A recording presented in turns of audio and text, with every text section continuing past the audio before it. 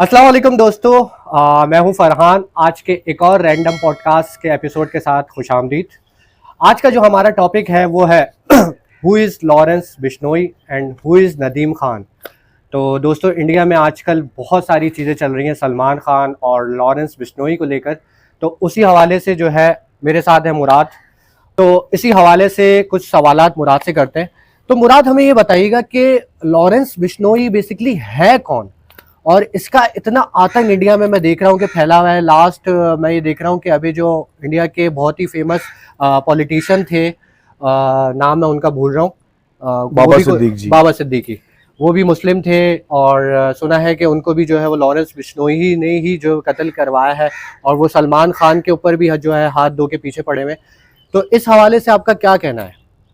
देखिए, लॉरेंस बिश्नोई जो है एक एवरेज गैंगस्टर है इंडिया का, और उसको इतनी हाइप क्रिएट कर दी है कि वो बाबा सिद्दीक को उसने मारा, कि सलमान खान को उसने थ्रेट दी। असल में वो, मगर अपने बहुत नॉर्मल लफ्जों में बताऊं तो वो एक तुच्चा आदमी, तुच्चा गैंगस्टर है जिसको एक जबरदस्ती हाइप दे दी है। और बेसिकली उसको एक नाम दिया गया, एक शख्सियत, एक परछाई दी गई है। उसके बैक पे जो काम कर रहे हैं वो असल गेम है, कि नाम उसका आ रहा है, बैक पे गेम कोई और कर रहा है। और आपको मैं बताऊं कि ये कोई और नहीं कर रहा है, ये गवर्नमेंट के ही लोग हैं जो उसके बिहाफ पे काम कर रहे हैं।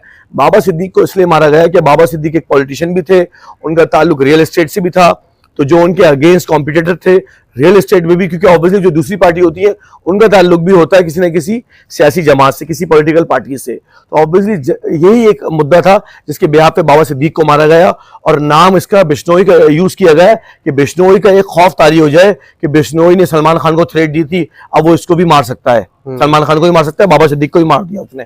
जबकि ऐसा कुछ भी नहीं है। वो एक एवरेज तुच्चा, एक एवरेज, जिसे मैं क्या बोलूं कि जितना आप छोटा समझे वो उस लेवल का गैंगस्टर है, बच्चा गैंगस्टर एक। और उसको जबरदस्ती हाइप दे दी है और उसकी कोई हकीकत नहीं है। और वो एक डैफ कॉलेज से, चंडीगढ़ से पढ़ा हुआ लड़का है, इतना बड़ा गैंगस्टर था नहीं। उसको नाम दिया गया, उसको इस्तेमाल किया गया छोटे मोटे काम के अंदर। अब बड़े नाम में उसका काम इस्तेमाल नहीं हो रहा, सिर्फ उसका नाम इस्तेमाल हो रहा है। उसके बैक पे गवर्नमेंट के जो लोग हैं वो एक बड़ा काम कर रहे हैं और बस इसके हाइप के चक्कर में वो अपना सफाई कर रहे हैं जिस तरह वो जिसको मानना चाहते हैं। और नाम बिश्नोई गा रहा है और बिश्नोई जेल के अंदर आराम से मजे से बैठा हुआ है।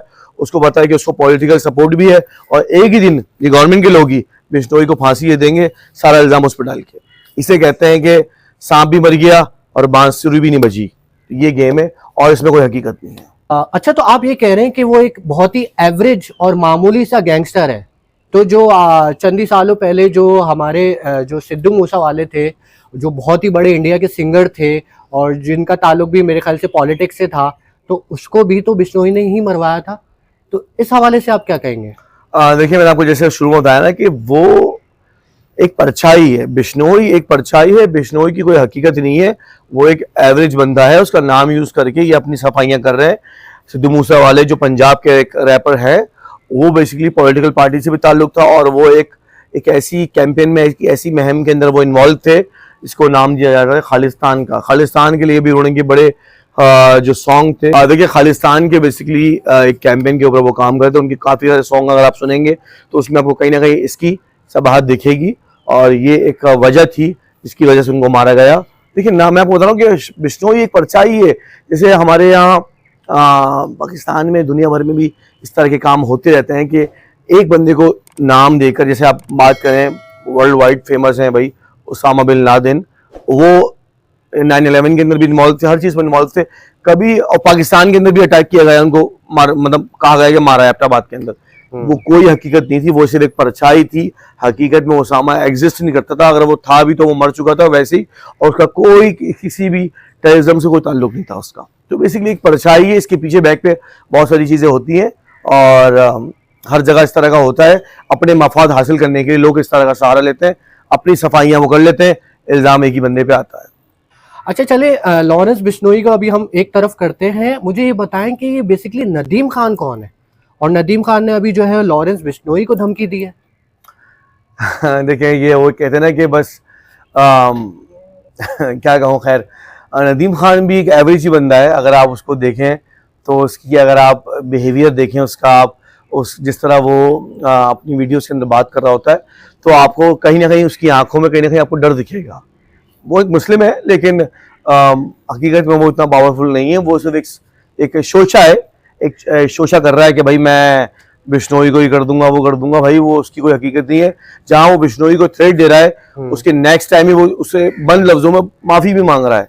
नदीम खान कोई इतना पावरफुल बंदा नहीं है, वो एक मुंबई का एक एवरेज बंदा है और उसके जो चंद सराउंडिंग में लोग हैं वो भी एक एवरेज लोग हैं, कोई पावरफुल नहीं है। हाँ, थोड़ा बहुत उसका रिलेशन था बाबा सिद्दीक से और कुछ मुस्लिम पॉलिटिशियन से, अदरवाइज कोई इतना पावरफुल बंदा नहीं है, एक एवरेज बंदा है। सिर्फ सलमान खान की सपोर्ट में इसलिए आ गया कि सलमान खान को सपोर्ट ही नहीं कर रहा, वो अपने आप को फेम दे रहा है कि भाई मैं फेम के लिए, और उसको पता है कि वैसे भी बिश्नोई, क्योंकि उसमें कोई इसका मुद्दा निकल नहीं रहा, तो बिश्नोई या कोई और दूसरा जो उसके बैक पे काम कर रहे हैं वो उसके ऊपर अटैक नहीं करेंगे। जैसे मुनव्वर फारूकी को भी एक थ्रेट थी, हकीकत में मुनव्वर फारूकी को कोई खतरा नहीं है, वो सेफ है। सिर्फ देखिए ये एक चीजें बनाई जाती हैं मार्केट में चीजों को हाइप देने के लिए, एक खौफ पैदा करने के लिए। ना मुनव्वर फारूकी जो है वो टेंशन में है या कोई उनको प्रॉब्लम होगी, ना नदीम खान को प्रॉब्लम होगी। हाँ, सलमान खान को भी धमकियां हैं, सलमान खान को भी एक्चुअल कोई मारेगा नहीं, ये बड़ी मैं आपको गहरी बात बता रहा हूँ। सलमान खान को सिर्फ धमकियां हैं, वो धमकियां सिर्फ उस मुद्दे के लिए हैं, वो उसको नीचा दिखाना चाह रहे हैं, वो चाह रहे हैं कि सलमान खान झुक जाए। बेसिकली सलमान खान एक बॉलीवुड का एक ऐसा सितारा है, एक ऐसा स्टार है जो हमेशा ऐसे रहता है, जो कहीं आईफा में जाए, किसी भी अवार्ड सेरेमनी में जाए तो वहां पे कैमरे स्टेज से हटके सलमान खान पे आ जाते हैं। तो बहुत फेम है उसकी, जो फिल्में हैं, जिस तरह बिजनेस करती है, जितना फैन में उसका क्रेज है, तो वो चीजें डाउन करने के लिए, उसको डाउन करने के लिए चाह रहे हैं कि वो बिश्नोई जो ये राजस्थान के लोग हैं जहां पे ये काली हिरन मारी गई, उनसे ये माफी मांग ले ताकि ये झुक जाए। वो उसका सिर्फ झुकाव चाह रहे हैं और कुछ भी नहीं चाह रहे हैं, कोई इसमें हकीकत नहीं है। कोई अब किसी को मारेगा नहीं। बाबा सिद्दीक को इसलिए मारा कि सिर्फ और सिर्फ वो दूसरे रीजन थे, और उसमें इसको इसलिए जोड़ दिया कि वो काम भी हो गया, धमकी भी लगी रहे। तो इसलिए इन्होंने बिश्नोई एक ऐसा नाम है, इसको उठा के हाइप क्रिएट कर रहे हैं, कोई कुछ भी नहीं करेगा। नदीम खान तो बेचारा एक एवरेज बंदा है, वो अपने फेम के लिए आया है। जो सारे ये एक समझ लेंगे एक बॉलीवुड का ही काम चल रहा है, फन चल रहा है, इसमें हकीकत कुछ भी नहीं है। सब एक दूसरे को थ्रेट कर रहे हैं और ये आपस में खेल रहे हैं फेम के लिए। कोई और जो एक और साहब है, आपको मैं आपने मुझसे सवाल नहीं किया लेकिन मैं आपको बता दूं, वो कनाडा में होते हैं, गोल्डी बरार, जिसने हनी सिंह को, जो यो हनी सिंह है, उनको भी थ्रेट दी थी। और वो भी बेसिकली गोल्डी बरार जो है वो बिश्नोई का ही कनेक्शन है, लेकिन गोल्डी बरार एक्चुअल जो है वो बिश्नोई के लिए काम नहीं कर रहा। अच्छा, माजी में वो कनेक्शन था, पास में अगर देखा जाए कनेक्शन था वो बिश्नोई का, लेकिन वो अभी करंट में बिश्नोई के लिए कोई उसको इंटरेस्ट नहीं है, वो किसी और के लिए काम कर रहा है। और उसका मुद्दा इनका होता है, जैसे सलमान खान से भी देखें, डिमांड की गई थी कि 5 करोड़ दे दो। तो बेसिकली ये कहीं ना कहीं सलमान खान को झुकाया जा रहा है कि पैसे देके या माफी मांग के, ये पैसे देके भी मामला हल नहीं होगा, ये पैसे लेंगे, पैसे के बाद इससे माफी मंगवाएंगे, सिर्फ इसका झुकाव जा रहा है। क्योंकि सलमान खान इतना बड़ा नाम है कि अगर किसी ने उसको मार दिया तो बॉलीवुड इंडस्ट्री और इंडिया का नाम जो है वो बहुत ज्यादा डाउन हो जाएगा। तो इतनी बड़ी गलती इंडियन गवर्नमेंट कभी करेगी नहीं, ना होने देगी।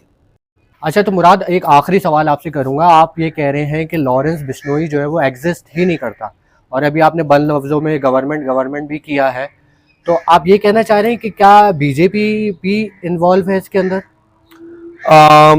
देखिए, कहीं ना कहीं गवर्नमेंट के लोग इन्वॉल्व हैं। मैं एग्जैक्टली नाम नहीं बता सकता, मुनासिब नहीं है और अभी शायद इसका सही टाइम भी नहीं है, मगर गवर्नमेंट के लोग इन्वॉल्व हैं इसके अंदर। देखें, किसी भी एक गैंगस्टर को सरपरस्ती होती है तो वो गैंगस्टर मार्केट में चलता है, ठीक है। बिश्नोई को जो सरपरस्ती है वो जेल के अंदर है, जो लॉरेंस बिश्नोई एक्चुअल जेल के अंदर, उसको वहां सरपरस्ती है, क्योंकि उसको भी चीजें मालूम हो रही हैं कि उसका नाम मार्केट में यूज हो रहा है हर तरह के क्राइम के अंदर। क्योंकि वो सरपरस्ती इसीलिए क्योंकि जब तक वो अय्याशी में रहेगा, जिंदा रहेगा, तो उसके नाम पे बेशुमार क्राइम हो सकते हैं और छुप छुपा के हो सकते हैं, क्योंकि जो एक्चुअल करने वाला बंदा है उसका नाम नहीं आएगा, नाम उसी का आएगा कि भाई बिश्नोई एक्सेप्ट कर रहा है कनाडा से, वो उनका मैसेज आ रहा है फेसबुक के ऊपर कि भाई हाँ ये हमने मारा। अरे मेरे भाई, ये इस तरह की जो बेशुमार आप देखें तो जितने भी कालादम जमाते हैं, पॉलिटिक्स चीजें हैं, और बहुत सारे और भी गैंगस्टर हैं डिफरेंट कंट्रीज के, वो भी एक्सेप्ट करते हैं कि हमने किया। तो ये मुद्दा यही होता है कि क्राइम करने वाला कोई और है, नाम किसी और का इस्तेमाल कर रहा है। तो मैं आपको एग्जैक्टली नहीं बोल सकता कि इसमें बीजेपी इन्वॉल्व है या फिर इसमें कोई और सियासी पॉलिटिकल पार्टी इन्वॉल्व है, लेकिन हाँ, इसमें गवर्नमेंट की सरपरस्ती है, गवर्नमेंट की इन्वॉल्वमेंट है जो ये सारे मामला कर रही है। वो अपनी जो दिल की खराशें हैं, जो नफरतें हैं, जो भी उनके टारगेट्स हैं, उसको वो पूरा कर रहे हैं एक बंदे के नाम पे। बहुत बहुत शुक्रिया मुराद। जी तो दोस्तों, आज का हमारा टॉपिक था लॉरेंस बिश्नोई, और मुराद ने हमें जो है बहुत अच्छी चीज़ें उसके हवाले से एक्सप्लेन की। और thank you for watching us. इसी तरीके से हमारा चैनल जो है लाइक करें, शेयर करें, सब्सक्राइब करें।